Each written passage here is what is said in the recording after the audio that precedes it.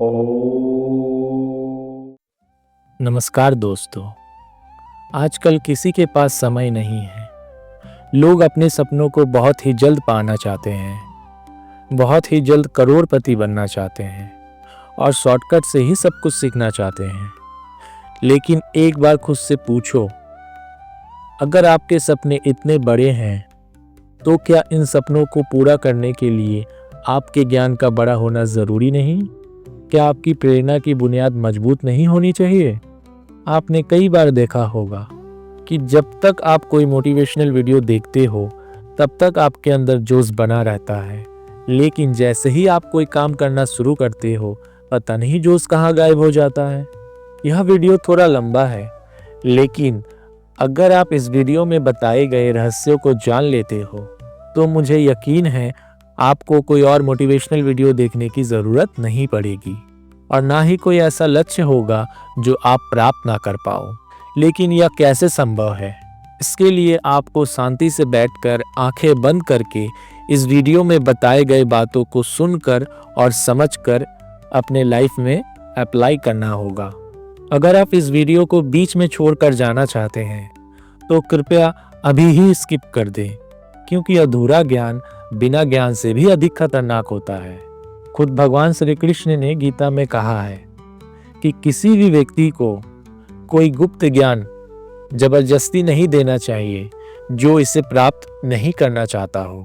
दोस्तों, जरा बताइए, इस पृथ्वी के सबसे पहले, और सिर्फ पृथ्वी के ही नहीं बल्कि पूरे ब्रह्मांड के सबसे पहले मोटिवेशनल स्पीकर कौन थे? जी हाँ, बांसुरी बजाने वाले भगवान श्री कृष्ण, जिन्होंने न जाने कितने युगों पहले महाभारत के युद्ध के मैदान में एक ऐसा ज्ञान दिया था जो आज भी 21वीं सदी के दुनिया में लोगों के लाइफस्टाइल पर भी लागू होता है। यह जानकर बड़े बड़े विद्वान और शोधकर्ता हैरान हो जाते हैं कि यह कैसे संभव है। महाभारत के युद्ध के मैदान में दिए गए इसी गीता के ज्ञान को पढ़कर एल्बर्ट आइंस्टाइन, महात्मा गांधी, स्वामी विवेकानंद जैसे अनगिनत महान लोगों ने अपनी जिंदगी को बदल लिया। अगर आप भी यह सोचते हो कि भगवत गीता में सिर्फ पूजा पाठ की बातें लिखी गई हैं तो आप बिल्कुल गलत हो। भगवत गीता सिर्फ एक किताब नहीं है, बल्कि इसमें वह ज्ञान है जो इस पृथ्वी पर जन्म लेने वाले हर व्यक्ति को यह सिखाता है कि सपने पूरे कैसे करें, पर्सनालिटी कैसे बनाएं, पॉजिटिव एनर्जी कहाँ से लाएं, खुशी क्या होती है, किसी भी बड़ी समस्या का हल कैसे खोजें, डिसीजन कैसे लें, ब्रेकअप के सदमे से बाहर कैसे निकलें, इमोशनली स्टेबल कैसे रहें, बिजनेस को सफल कैसे बनाएं, मेहनत कैसे करें, हम कौन हैं, जिंदगी जीने का सही तरीका क्या है, मरने के बाद हमारे साथ क्या होता है, क्या पूर्ण जन्म वास्तविक है या एक भ्रम, क्या भगवान सच में है, अगर है तो कहाँ है। इसी भगवत गीता के ज्ञान ने एक हारे हुए, धनुष छोड़ चुके अर्जुन को महाभारत के महान युद्ध का सर्वश्रेष्ठ योद्धा और विजेता बनाया था। अगर आप भी अपने जीवन में किसी लक्ष्य को लेकर आगे बढ़ रहे हो तो यकीन मानिए आप भी अपनी जिंदगी के समस्याओं के रणभूमि के अर्जुन हो, और इसलिए गीता का ज्ञान जानना सिर्फ आपका अधिकार नहीं बल्कि आपकी सफलता के लिए अनिवार्य है। गीता के इस पवित्र ज्ञान को समझकर आपको यह एहसास जरूर होगा कि काश मुझे यह ज्ञान पहले प्राप्त हुआ होता। लेकिन जरा ठहरिए, अभी भी बहुत देर नहीं हुई है। यह एक ऐसा ज्ञान है जो आपके लाइफ में आप किसी भी परिस्थिति में हो, किसी भी उम्र में हो, किसी भी दौर से गुजर रहे हो, आप अपने लाइफ में अप्लाई करके खुद को बेहतर कर सकते हो, कुछ और बेटर कर सकते हो। तो आखिर भगवत गीता में ऐसी क्या खास बात है? इसका असली मतलब क्या है? भगवत का अर्थ है भगवान, गीता का अर्थ है गीत, यानी भगवान द्वारा स्वयं गाया गया गीत। भगवत गीता संस्कृत में लिखी गई है, लेकिन इसका अनुवाद आपको हिंदी, अंग्रेजी और कई भाषाओं में भी मिल जाता है। वैसे तो आप भगवत गीता को जितना समझोगे उतना ही कम है, लेकिन फिर भी इस वीडियो के माध्यम से मैंने गीता के पहले अध्याय को आज के जनरेशन के हिसाब से स्टूडेंट के हिसाब से, बिजनेसमैन के हिसाब से और हर एक व्यक्ति को ध्यान में रखते हुए सरलता पूर्वक समझाने का प्रयास किया है। तो चलिए चलते हैं कुरुक्षेत्र के युद्ध के मैदान में, जहां पांडव और कौरव आमने सामने खड़े हैं। कौरवों में दुर्योधन बहुत खुश हो रहा था।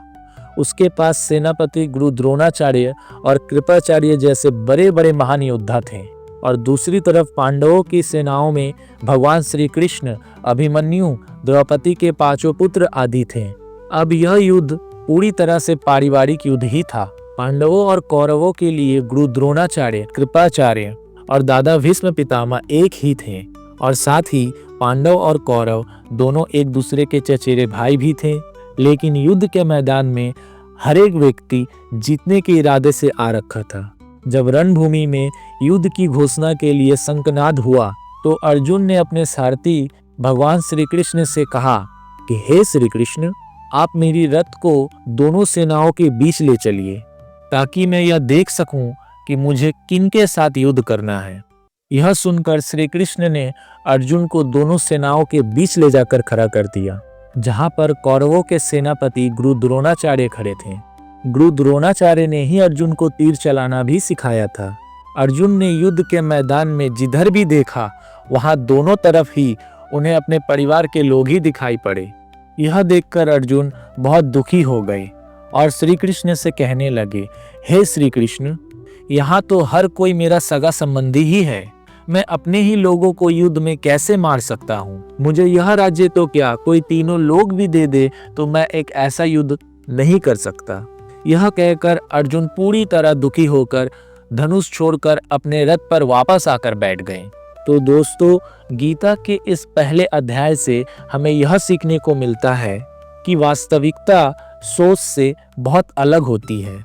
हमें नहीं पता होता कि अगर हम कोई काम करने जा रहे हैं तो उसका परिणाम क्या होगा।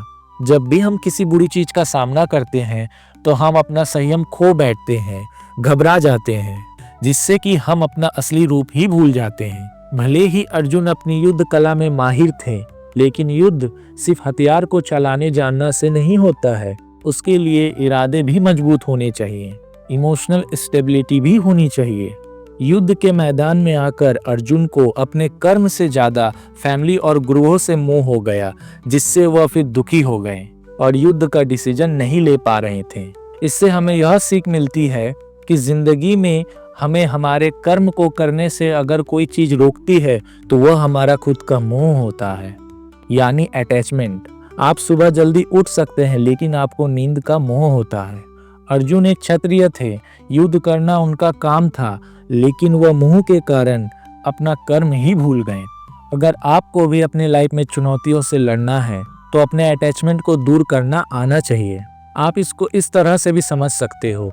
मान लो आप किसी व्यक्ति से बहुत प्रेम करते हो, लेकिन वह मनुष्य आपकी प्रेम की कदर नहीं करता, तो आपको उसके प्रेम को पाने का मोह नहीं होना चाहिए। क्योंकि अटैचमेंट किसी भी तरह का हो, जब तक वह आपकी लाइफ में है, आप अपनी लाइफ के अर्जुन नहीं बन पाओगे।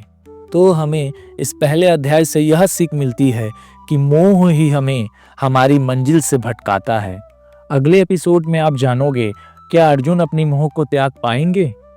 अगर आप इस वीडियो में अब तक जुड़े हो तो मुझे यकीन है कि आप भी अपने लाइफ में कुछ बेटर जरूर करोगे। फिर मिलते हैं दूसरे अध्याय में एक नई सीख, एक नई मोटिवेशन के साथ। तब तक के लिए जय हिंद, वंदे मातरम।